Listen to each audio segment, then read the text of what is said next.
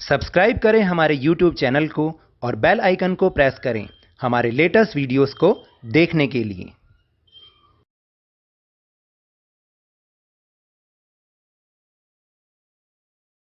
Hello and welcome to Lavneesh sir की class. आज की ये शिक्षा निदेशालय राष्ट्रीय राजधानी क्षेत्र दिल्ली की वर्कशीट नंबर 31 जो कि कक्षा 8वीं के विद्यार्थियों के लिए है। यह ली गई है गणित विषय से और इसमें आज से हम एक नया अध्याय बीजीय व्यंजक तथा सर्व समीकाएं शुरू कर रहे हैं और उसको समझने की कोशिश कर रहे हैं। तो बिना देर किए शुरुआत करते हैं मेरे साथ और समझने की कोशिश करते हैं।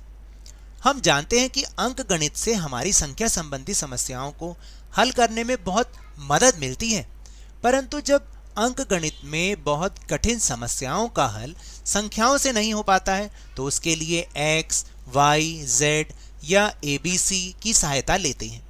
गणित की इसी शाखा को बीज गणित कहते हैं। जैसे आपको याद है ना, हमने वो एक रैखिक समीकरण करके किया था। उसमें एक चर वाले रैखिक समीकरण थे, दो चर वाले थे, जिसमें हम कोई चीज़ अगर नहीं जानते तो हम उसके लिए x रख लेते हैं। तो इसी को ही हम बीजगणित कहते हैं, याद रखिएगा। आओ समझें। इन त्रिभुजों को देखिए व अगला प्रतिरूप बनाइए। देखिए यहाँ पर आप जरा ध्यान से देखेंगे तो एक है, फिर दो त्रिभुज हैं, फिर तीन त्रिभुज, फिर चार त्रिभुज और यहाँ पांच त्रिभुज। तो अगले कितने होंगे आप बताइए, कितने त्रिभुज बनेंगे? एक, दो, तीन, चार, पांच और छह बनेंगे। और अगले में कितने बनेंगे? सात बनेंगे। एक, दो, तीन, चार, थोड़े से गलत बन रहे हैं, आप बिल्कुल सही बनाइएगा। पाँच, छः और सात। अरे ये तो बहुत आसान है। इन त्रिभुजों को देखकर बताइए कि इसके 100वें प्रतिरूप में कितने रेखाखंड होंगे। आओ प्रयास करते हैं। यानी जब 100वां प्रतिरूप बनेगा तो उसमें कितने रेखाखंड होंगे, चलिए ये जानने की कोशिश करते हैं। अब देखिए, एक त्रिभुज को बनाने के लिए तीन रेखाखंडों की आवश्यकता होती है ना भाई। तीन रेखाखंड जब बनेंगे तभी तो त्रिभुज बनेगा। दो त्रिभुज को बनाने के लिए फिर कितने रेखाखंड चाहिए? 6 रेखाखंड चाहिए। तीन त्रिभुज बनाने के लिए 9 रेखाखंडों की आवश्यकता होती है। तो अब इसी प्रतिरूप से हम कोई नियम भी निकाल सकते हैं। जैसे देखिए, आवश्यक रेखाखंडों की संख्या यानी जितने भी त्रिभुजों की संख्या है, अगर हम उसको 3 से गुना कर दें तो अपने आप हमें रेखाखंडों की संख्या पता चल जाएगी। या हम ये कह दें कि आवश्यक रेखाखंडों की संख्या है 3t। अब t क्या होता है? देखिए, त्रिभुज के स्थान पर हम अंग्रेजी का अक्षर t लिख देते हैं, यानी ट्राइंगल।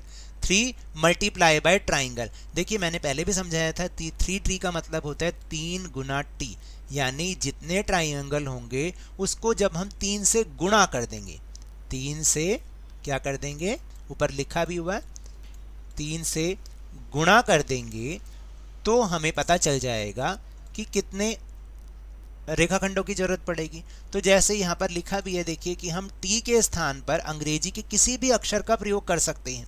अब t के स्थान पर त्रिभुज की संख्या रखते जाओ और आवश्यक रेखाखंडों की संख्या आती जाएगी। जैसे 3t में t एक चर है और चर का मान स्थिर नहीं रहता, बदलता रहता है। चर राशि का मतलब होता है बदलने वाली राशि, यानी बदलने वाला नंबर। इसका मान 1, 2, 3, 4 संख्या कुछ भी हो सकता है।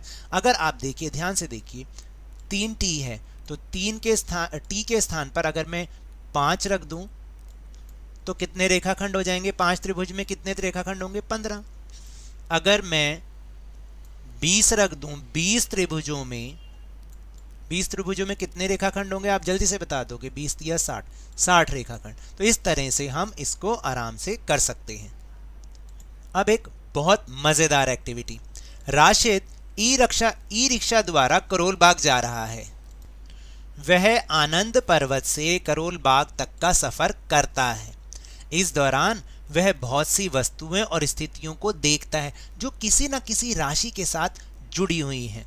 यानी बहुत सारी चीज़ों या स्थिति को वो देखता है। क्या क्या देखता है? देखिए, जैसे मुसाफिरों की संख्या, जैसे वो जा रहा है, चाहे जिस भी चीज़ से जा रहा है, ई रिक्शा में जा रहा है तो मुसाफिरों की संख्या देख रहा है। दूसरा, यात्रा की दूरी भी देख रहा है। फिर यात्रा का किराया, रिक्शा की रफ्तार यानी ई रिक्शा की रफ्तार कैसे बदल रही है, रिक्शा के पहियों की संख्या भी देख रहा है, रिक्शा के ड्राइवर की संख्या भी देख रहा है और सीटों की संख्या भी वो देख रहा है। तो अब देखिए कि उपरोक्त सफ़र से जुड़ी तरह तरह की राशियां प्राप्त हुई, जिनमें से कुछ राशियां तो स्थायी हैं यानी बदलती नहीं हैं। कुछ नंबर जो अभी हमने ऊपर समझ रहे हैं ना, वो बदलते नहीं हैं, अर्थात बदल नहीं रही हैं, और कुछ ऐसी भी हैं जो बार बार बदल रही हैं। आओ जाने कि सफ़र के दौरान किन किन स्थितियों में राशियां बदल रही हैं। हाँ या नहीं में सिर्फ आपको उत्तर देना है। लेकिन सबसे पहले ध्यान रखना कि जिन राशियों के मान बदल रहे हैं वे चर कहलाते हैं, और जिन राशियों के मान नहीं बदल रहे हैं वो अचर कहलाते हैं। अचर, जिनके नहीं बदलते, जिनके मान नहीं बदलते, जो स्थायी रहते हैं वो अचर, और जो बदलते रहते हैं उन्हें चर कहते हैं। अब आप बताओ, क्या मुसाफिरों की संख्या बदल रही है ई रिक्शा में? जी हाँ, बिल्कुल बदल रही है। शायद 2 भी हो सकते हैं, 4 भी हो सकते हैं, बीच में जो उतर रहा है फिर भी संख्या बदल रही है। क्या यात्रा की कुल दूरी बदल रही है? नहीं भाई, दूरी तो उतनी ही रहेगी। 2 स्थान के बीच की दूरी हमेशा उतनी ही रहेगी जितनी वो है, वो तो कम बढ़ती नहीं हो सकती। मैंने लिख दिया नहीं। फिर क्या रिक्शा की रफ्तार बदल रही है? बिल्कुल बदल रही है। कभी वो थोड़ी सी तेज चल रही है, कभी वो थोड़ी हल्की भी चल रही है, तो मैंने लिख दिया हाँ। फिर क्या पहियों की संख्या बदल रही है? पहियों की संख्या बदलती है? नहीं, बिल्कुल नहीं। पहिए जितने हैं उतने ही तो रहेंगे। क्या कम बढ़ती हो जाएंगे? आप बताओ। नहीं। फिर क्या ड्राइवर की संख्या बदल रही है? नहीं, वो भी नहीं बदल रही। ड्राइवर जितने हैं उतना ही रहेगा। एक है तो एक ही तो रहेगा, 2 ड्राइवर थोड़ी बन जाएंगे। आप बताओ, बन सकते हैं? नहीं। क्या सीटों की संख्या बदल रही है? नहीं, सीट जितनी है उतनी ही रहेंगी। तो इसका उत्तर भी आएगा नहीं। है ना बहुत आसान। और अब 7वां प्रश्न, जो कि बहुत ही आसान है। दिए गए बॉक्स में चर संख्याओं पर तो गोला लगाओ और अचर संख्या पर बॉक्स बनाओ। यानी अभी मैंने आपको बताया चर संख्या जिनके मान बदलते हैं और अचर वो होती हैं जिनके मान नहीं बदलते हैं। तो सबसे पहले हम चर संख्याओं पर गोला लगाएंगे, या पहले हम अचर पे लगा लेते हैं, अचर पे बॉक्स बना लेते हैं। अचर का मतलब होता है जो नहीं बदलते। अब 5 है, 5 हमेशा 5 ही तो रहता है। क्या वो बदलता है? 4 बन जाता है? नहीं। तो ये हो गया अचर। 18 भी अचर है क्योंकि ये नहीं बदलता। फिर इसके बाद 7 भी अचर है, ये नहीं बदलता। और 28 भी तो अचर ही है। क्या वो 28 का 30 बन जाता है? नहीं। इसका मतलब जो बदल रहे हैं वो है z। z का मतलब कुछ भी हो सकता है। x का मतलब भी 1 2 3 4 5 6 7 100 200 1000 कुछ भी हो सकता है। y भी होता है, t भी होता है और m भी चर संख्या होता है।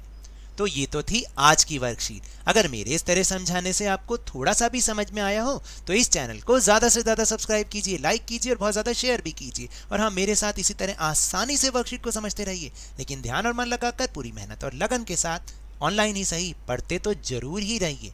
और अगर आपको कोरोना वायरस से बचना है ना, तो मास्क जरूर लगा के रखें और जब भी उपलब्ध हो और जब भी संभव हो इसका टीकाकरण जरूर करवाएं, क्योंकि कोरोना को हराना है और ज़िंदगी को एक बार फिर से सुहाना बनाना है। इसी उम्मीद के साथ बहुत बहुत धन्यवाद।